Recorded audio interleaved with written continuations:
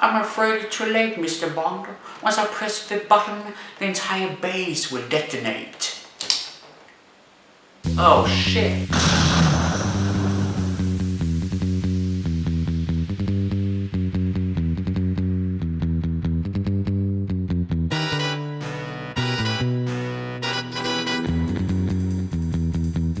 The first one to go is Dr. No, released in the 60s, and this is a product of its time. I know it's a James Bond classic, and a lot of people do enjoy it, but I'm not one of them.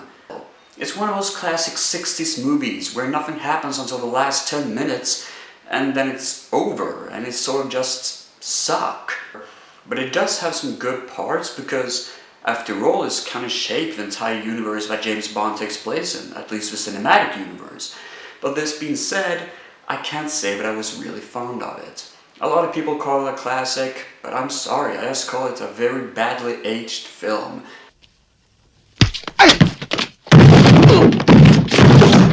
Right! Up slowly and face that wall. A product of its time, but doesn't quite work. But, however, we move on with From Russia with Love. And it's probably the only movie from the 60s, as far as I know, that actually has a video game based on it. It's pretty insane. That's insane! It's from the 60s and it has its own video game. So that means that this is one of the most beloved movies in the entire James Bond franchise. It doesn't say very much for me because I still think this movie blows. Yes, there, I said it. I really don't like this movie. It has class, sure. It has some cool villains, sure. But the action and the scenario of the entire film, the entire story and everything, just drags down everything to bottom for me. Training is useful, but there is no substitute for experience. I agree. We use live targets as well. If I'm not mistaken myself, Daniel Craig finds this to be one of the best James Bond movies. As for me, I just found it extremely boring. So far, it hasn't worked really well for James Bond in my opinion, but everything changes with Goldfinger, because I may be a cold-hearted son of a bitch, but Goldfinger is probably the only James Bond movie that I have to agree on that is fucking amazing. This film is a classic. It looks great. The villains are top-notch. The story is great. The music is great. This is what shaped the James Bond universe to become as modernized as it has become. This film sets the standards really high for any movie, actually, when you come to think about it. And it's one of the most iconic movies from the 60s that I really, really enjoy. Yes, Goldfinger is one of the best James Bond movies out there.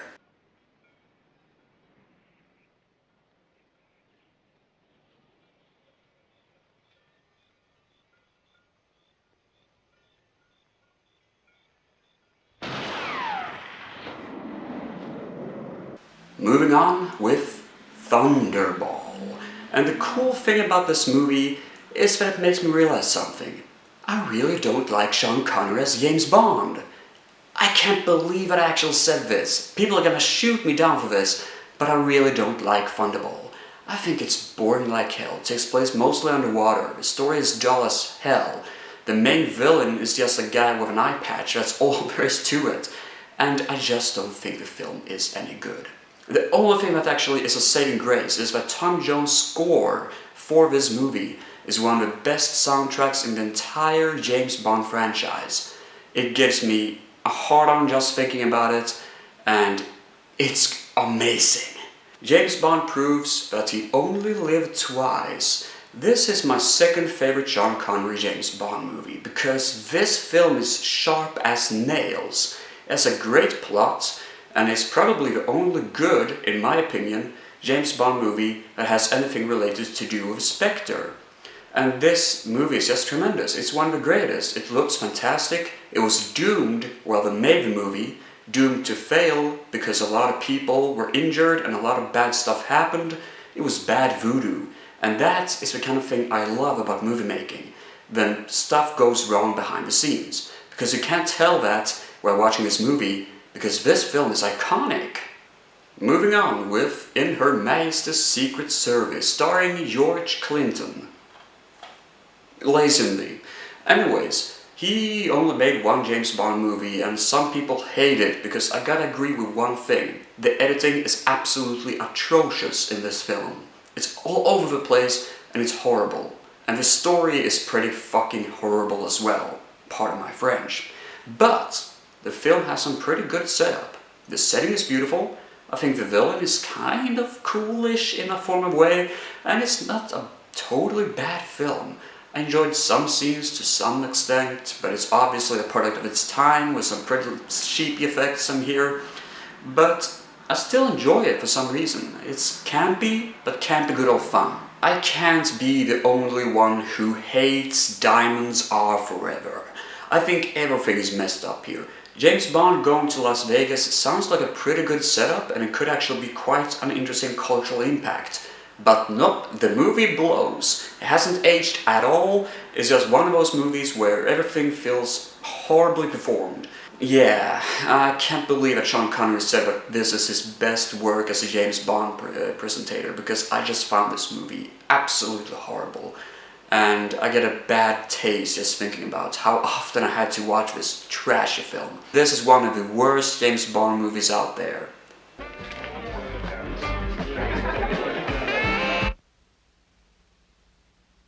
Relax, baby. Roger Moore strikes in Live and Let Die.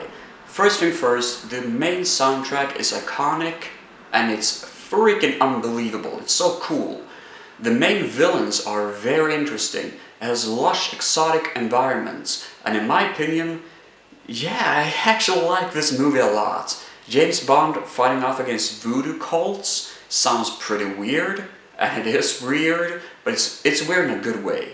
I enjoy this movie a lot, and I cannot stretch it. This is one of the best James Bond movies out there. The Man with the Golden Gun. James Bond in exotic places trying to track down Francisco Scaramanga, who's played just too goddamn good by Christopher Lee. Now, this movie isn't too memorable. I don't remember it as much as Live and Let Die, and I don't think it's super good. The only stuff that really makes it stand out is that Francisco Scaramanga, the Man with the Golden Gun, is a goddamn strong pillar. He's one of the greatest James Bond villains out there.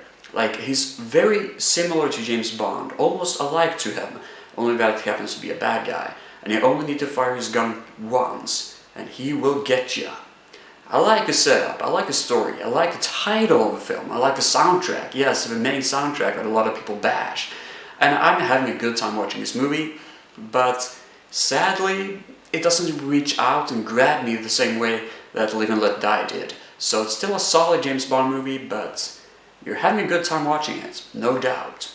Moving on with The Spy Who Loved Me, another Roger Moore classic, and this movie is great. We have this big, bulky guy known as Jaws, one of the most iconic James Bond henchmen at this side of Oddjob from Goldfinger. He's strong, he's powerless, and he appears in almost every moment scaring the living crap out of the audience. He's very strong and powerful, and he's an iconic villain.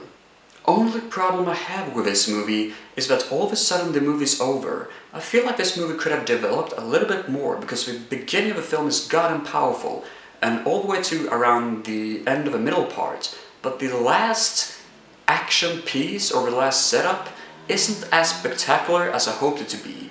I'm still having a good time watching this movie, and according to me it's one of the best James Bond movies out there. You figure that Roger Moore as James Bond can't make any mistakes. That's until you watch Moonraker. I'm sorry, I tried to enjoy this movie, I've seen it too many times to even account for, and I saw it for not that long ago, and I was so furious about this movie. I just can't stand it. I'm having no enjoyable experience whatsoever. The action scenes just spread out like shit in the toilet and they don't lead to anything. I'm not having a good time. I don't think the action is good. I think that Jaws was miscasted like hell in this movie and just feels like this awkward, gigantic statue appearing every now and then. But he's not intimidating, he doesn't scare me, and all of a sudden he turns good, like what the hell? And then the movie takes place in space, what is going on? This could have killed the entire James Bond franchise, but for some reason it ended up selling too many goddamn tickets for them to actually take down the franchise. I really don't like this movie. For Your Eyes Only is like that lazy, fat guy who appears every now and then, and you figure out, boy, that guy is lazy, and boy, that guy is fat. I don't know what I'm talking about, actually, I have no clue. But what I'm telling you about this movie is that I think the story is very weak. The setup is, yeah, it works somehow, but it's not really a James Bond film. The action is okay. It looks very beautiful. It's very beautiful shot and has great environments. And I like the fact that they pulled down everything from Moonraker to make it more ground level. You know, let's go down a little bit. Let's not go to space again, you know. And that's what they tried to do here. It doesn't work perfectly, but I think the soundtrack is good, and I often return to this movie, so I'm still having a good time watching it, but I'm still having a hard time knowing if I actually hate it or love it. So I guess I'm somewhere in between. But yes, it's a movie I do return to a lot more than I actually should. Octopussy. Gotta be honest with you, it was a long time ago I saw this movie, and I don't quite remember a lot about it, but I do remember that it takes place sometimes in India, and India is a cool place for James Bond to visit, and somewhere in Germany at the end of the film, and Germany was kind of dull and grey to look at, kind of like Sweden.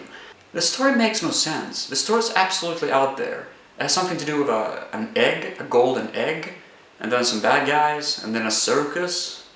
I don't know how that came together, but never mind. Let's just place everything in one movie, I guess, in one bet. Let's just roll with it. It's not missing anything, but it's not really feeling any purpose in the James Bond franchise, and it's not giving you a good time, especially not me at least.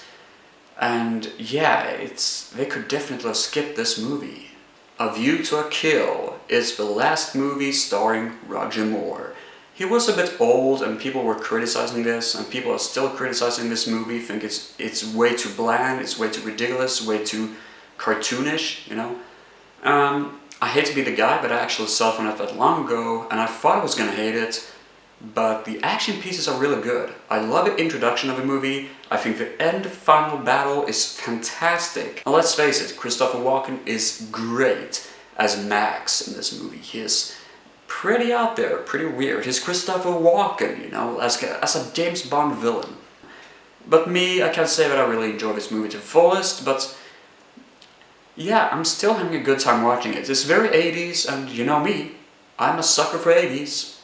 Timothy Dalton's first picture happens to be one of my favorites, The Living Daylight. It's exciting like hell. It has a pretty good story and setup about weapon mongers and stuff like that, and something about people being killed, agents being killed with smeared spionen. I think that the Bond girl is pretty bad in this film, but never mind from that, I'm having a good time watching it. It looks beautiful, the soundtrack is great, and it's one of those movies that really upped the amp after the failure of Octopussy, pulling everything to more cinematic experiences, showing you that James Bond can be more than just an action-adventure. It can be beautiful to look at. And for me, it was just this beautiful transcendence into why I love cinema and why I love James Bond. So yes, this is one of my favorite James Bond movies. License to Kill. I'm sorry you guys, but I am not a big fan of this film. It tries to be this revenge movie, and the story just falls flat for me. James Bond on a revenge mission feels pretty much like a downfall after a previous movie he did a couple years back, prior to this one. And it just feels like the production value has dropped the ball a little bit. Some of the action is decent, some of the villains are pretty cool, but I just think it could have had more. I'm still understanding why this movie has a lot of fans. And I'm also understanding why this movie failed, because I think it did, because it was rushed into production, if I'm not mistaken myself.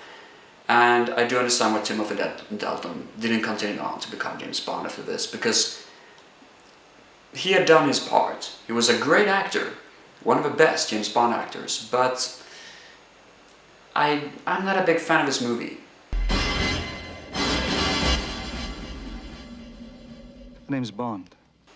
Everything that I love about James Bond can be seen in my all-time favorite, Goldeneye. The action is great. The setup with the supernatural, super-powered weapon that's gonna kill everything is great. The villain is fantastic, a physical opponent of James Bond, and intelligent, which I really enjoy. And his sidekick, of course, Xenia Onatop, is one of the most iconic James Bond villains out there. I'm having a good time watching it. It looks beautiful and it has great action to it. It's suspenseful. It has everything that I really need and care for.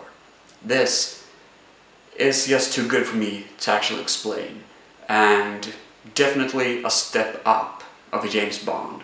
It's showing you that James Bond doesn't age by time, time aged by James Bond. I don't think that makes any sense. Pierce Brosnan returns after Goldeneye in Tomorrow Never Dies, and this story about this media mogul controlling the world and who has this unbelievable power about making a war just so we get more views is actually quite a good setup. It's sad that the story isn't in focus here. Instead we get a lot of action scenes. The action is good, but it takes too much over time. It feels like this movie could actually develop more about the story and the development of the main villain, but it's pretty over the top and ridiculous. I'm having a good time watching Jonathan Pryce as the main villain in this movie, but as over the top and cool as he is, he could actually have a more interesting character for me, but I guess that is what he does. He wants to be over the top, and he gets to be over the top, which is also quite hilarious watching the film. But sadly, it's just one of the middle movies in the James Bond franchise. One of those, oh yeah, I forgot that this was a Bond movie. In The World Is Not Enough, we get to see Pierce Brosnan's eyes glistening with rage and payback.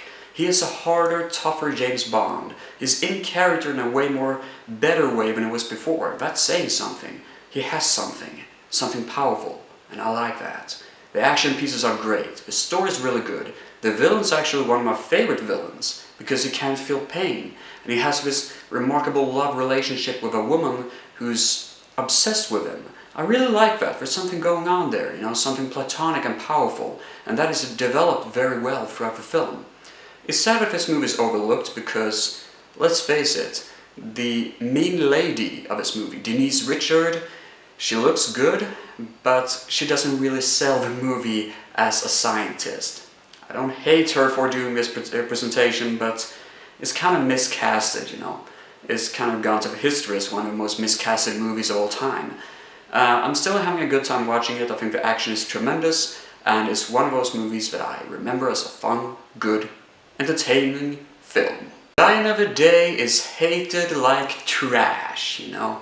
People freaking hate this movie. And I'm sorry to say, but I'm not one of them. I don't think it's that bad as people say. It's cringeworthy, it's cheesy, but I'm having a good time watching it because, I don't know, I'm just not hating it as much as everyone else are. Sure, it's campy like hell and it's not a masterpiece. It does everything way too much by the book. But the story, there's something there that is circling around, and it could certainly be a more trashier movie. There are far worse James Bond movies out there, but yeah. I'm happy that they took the movie franchise into another direction after this one. It does get a bit spaced out, but at least they didn't go to space, thank fuck. The rebirth of James Bond franchise with Daniel Craig starts with Casino Royale, and oh boy, people were talking the living crap out of this movie. So when I saw it, I was very disappointed, because this movie just didn't feel that good for me. I don't like an origin story, especially not on James Bond. It feels like you should have him more like this complicated, cool, badass main character, and more mysterious in his past rather than trying to tell too much to the audience. And I think they did that a bit too much here. It becomes more like a biopic movie, but essentially it's a spy film, and I'm just not very entertained by it. I don't think the action is really good, I don't think they had any good payoff, and I wasn't entertained watching it, as a lot of people are. The last James Bond movie I saw through the whole entire franchise is Quantum of Solace, because people told me to avoid it. Eventually I saw it, and I had to be honest with you, I don't think it's that horrible. Sure, it's a clusterfuck of a film, but at least I'm not annoyed by the clusterfuck that happens. It just happens to be a taken knockoff that sort of has some James Bond vibe to it that sort of fails. And the more I think about it, the more I should hate it, but I still don't, and I don't know why. My second favorite movie in the entire James Bond franchise, next to Goldeneye, Skyfall. I even have it on DVD and Blu-ray. I love Skyfall. Can't get enough of it. If you want to get introduced into the James Bond franchise and want to see a more modern James Bond film, this is the one to go for. The story is good. It is exciting. It has some creepy crawly enemy all over itself. And it's just one of those cold, hard-boiled thrillers that has enough edge of James Bond to be entertaining for you, but still feels down to earth. I like it a lot, I really do. And I'm having a good time watching it. I've seen it a bunch of times, and it's actually one of my favorite movies from 2012. If not the favorite movie of 2012, alongside with Holy Motors, perhaps. I digress. Great movie, nevertheless. The last movie is a film I reviewed a long time ago, Spectre. And this is still one of the weakest James Bond movies. I hate this movie. I tried to give it a second chance, just didn't like it. Still having the same problems with it. Still bored out of my mind watching it. I think the score of the movie is horrible. I think the acting is horrible. It looks like Daniel Craig doesn't give a damn. Or the main villain gives a damn. Or anyone gives a damn. Not even that big guy. What's his name? Dave Bautista. He felt just sort of misplaced. Like, I want to have a big guy as a henchman. Oh, he's dead. Okay. And it shows, once again, that most movies with Spectre as one of the main villains end up sucking balls. And this is one of the worst. I was unentertained watching this movie at the cinema, and I sure as hell was unentertained watching this movie at home. So yeah. And that concludes our epic tale of 007's cinematic adventures. And I have no freaking clue how to end this video, so bye!